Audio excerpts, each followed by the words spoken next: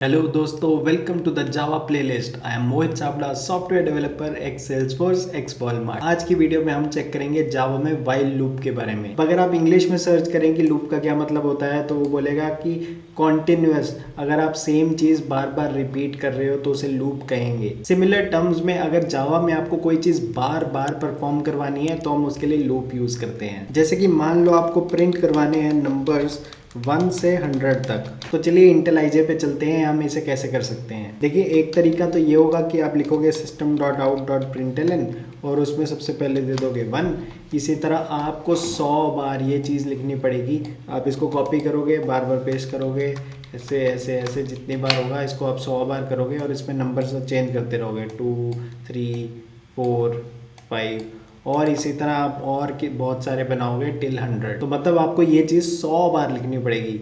आप सोच सकते हो कि ये कितना इनएफिशिएंट है। उसके अलावा इसमें गलती होने की भी काफ़ी ज़्यादा चांसेस है कि किसी एक में मान लो आपने यहाँ पे गलत लिख दिया, 2 के बाद आप इसको चेंज करना भूल गए तो ये दिखा देगा 1 2 2। तो आपने जितना भी कोड लिखा एकदम से सारा वो खराब हो जाएगा। तो आप क्लियरली देख सकते हैं ये मैनुअल तरीका काफ़ी इनएफिशिएंट है। हम चाहते हैं कि हमें कोई ऐसा तरीका मिल जाए कि कॉन्टिन्यूसली बार बार एक कोड रन होता रहे जब तक हम चाहें। तो उसके लिए काम आते हैं लूप्स। अब बेसिकली लूप के काफी सारे टाइप्स हो सकते हैं, पर सबसे पहला हम चेक करेंगे जिसे कहते हैं व्हाइल लूप। इसके अलावा एक और है जो काफी सिमिलर है व्हाइल लूप के, उसे कहते हैं हम डू व्हाइल लूप।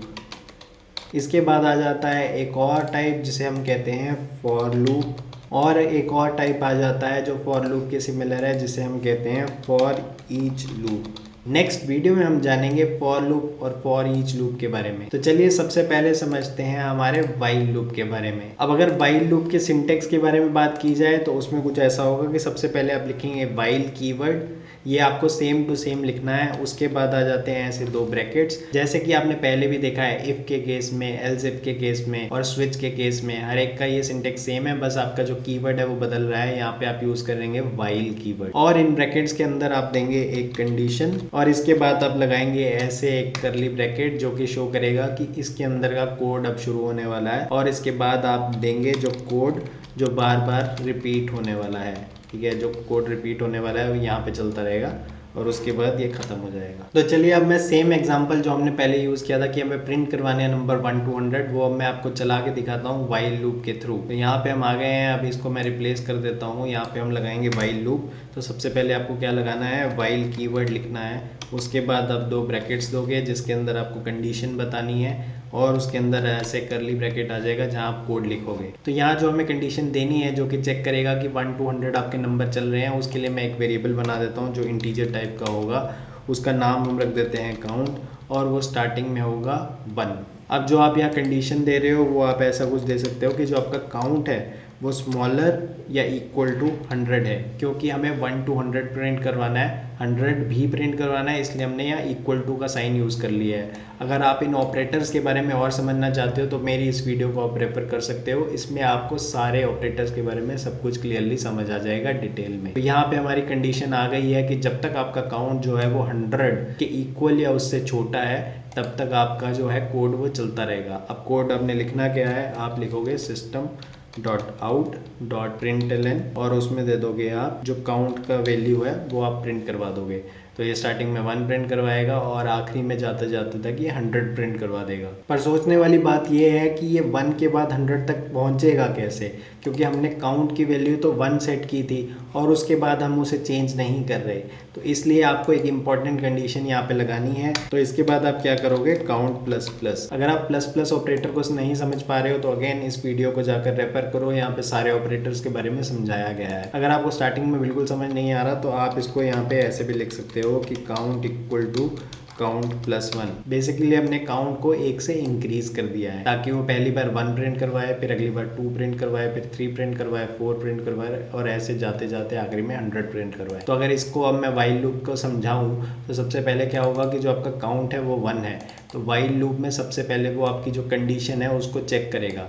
यहाँ पे जो आपका कंडीशन है, जो एक्सप्रेशन है, उसको एवेल्युएट करेगा कि ये ट्रू है या फॉल्स है। तो यहाँ पे अभी जो आपका काउंट था स्टार्टिंग में वो 1 था, वो स्मॉलर इक्वल टू 100, ये बेसिकली ट्रू हो रहा है आपका एक्सप्रेशन एवेल्युएट करके। तो क्योंकि ये ट्रू है तो वो इसके अंदर का कोड एग्जीक्यूट कर देगा। इसके अंदर के कोड में क्या है कि वो काउंट की वैल्यू प्रिंट करवा देगा, तो स्टार्टिंग में 1 प्रिंट करवा देगा और उसके बाद उसको काउंट को +1 कर देगा, तो काउंट नेक्स्ट टाइम 2 हो जाएगा। क्योंकि ये जो लूप है ये बार बार चलता है, तो दोबारा से वो इसी कंडीशन को दोबारा चेक करेगा वाइल लूप में कि अब जो काउंट है जो 2 है उसको कंपेयर करेगा 100 से, क्या वो उससे छोटा या इक्वल है, जो कि फिर से ट्रू हो रहा है। तो इस बार फिर से वो काउंट की वैल्यू प्रिंट करवा देगा जो कि है 2, और उसके बाद फिर से काउंट को ++ कर देगा, तो काउंट आपका हो गया है 3।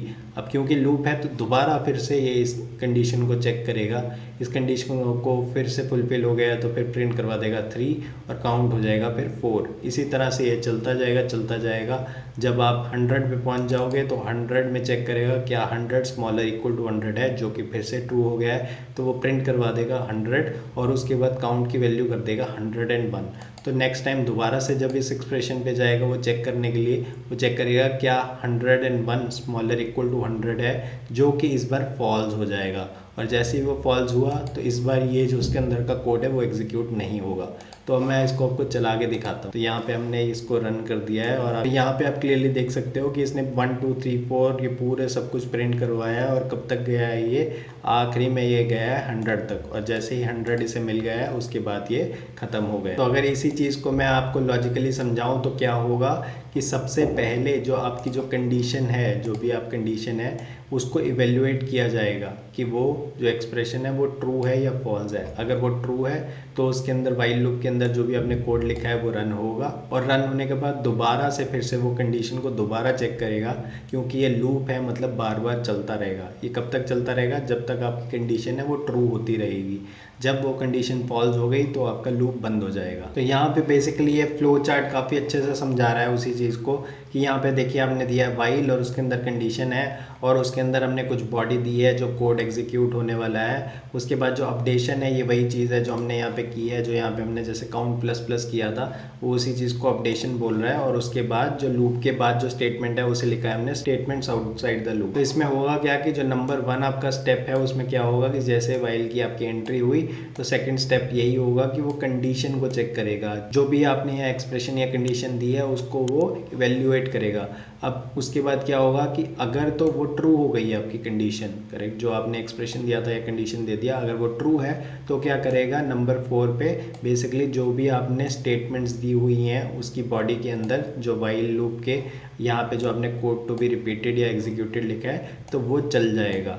और उसके बाद यहाँ पे जैसे अपडेशन का ये वही पॉइंट है कि हम जो कोड चलाने के बाद अपना जो काउंट है या कोई भी जो चीज़ है जो अपडेट का लॉजिक है जिसके बेसिस पे आपने कंडीशन या एक्सप्रेशन दिया हुआ है उसको आप अपडेट कर दोगे। वो क्यों करोगे उसको मैं अभी दोबारा आपको अच्छे से समझाता हूँ, लेकिन एक स्टेप के लिए आप समझिए कि आप उसको अपडेट कर दोगे। फिर उसके बाद क्या होगा कि 6 स्टेप क्या है, दोबारा से, क्योंकि ये लूप है तो आपका एक बार कोड चल गया उसके बाद फिर से वो यहाँ पे आके कंडीशन को दोबारा से चेक करेगा। और ये कब तक चलेगा, ये चलता ही रहेगा जब तक आपकी कंडीशन ट्रू है। और जिस स्टेप पे अगर आपका ये जब फॉल्स हो गया तो उसके बाद क्या होगा, आप वाइल लूप से बाहर आ जाओगे और उसके बाद जो भी आपकी स्टेटमेंट है लूप के बाहर वो चल जाएंगे। तो सिंपल सी बात है कि जब तक आपकी जो कंडीशन है वो ट्रू होती रहेगी तब क्या होगा कि the code will keep on running, मतलब जब तक वो आपकी कंडीशन जो है वो ट्रू होती रहेगी तब तक जो आपने कोड दिया है वो चलता ही रहेगा।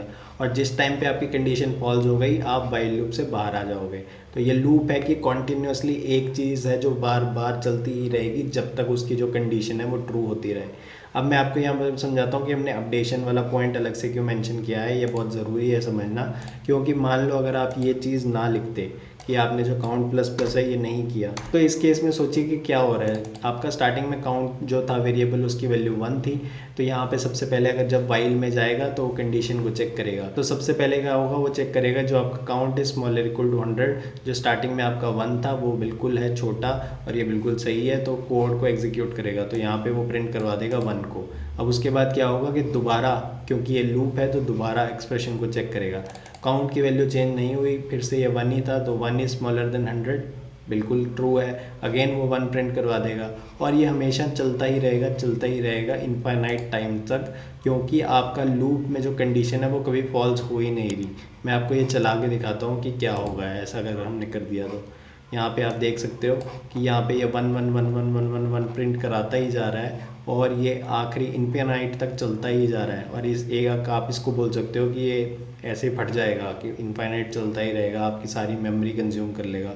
तो आपको याद रखना है कि आपको इस तरह की गलती नहीं करनी है। अभी आप हम इसे बंद करने की कोशिश करते हैं, तो ये अभी ये नॉर्मली बंद नहीं हो रहा है, तो मुझे यहाँ पे क्लिक करके स्टॉप करना पड़ेगा इसको।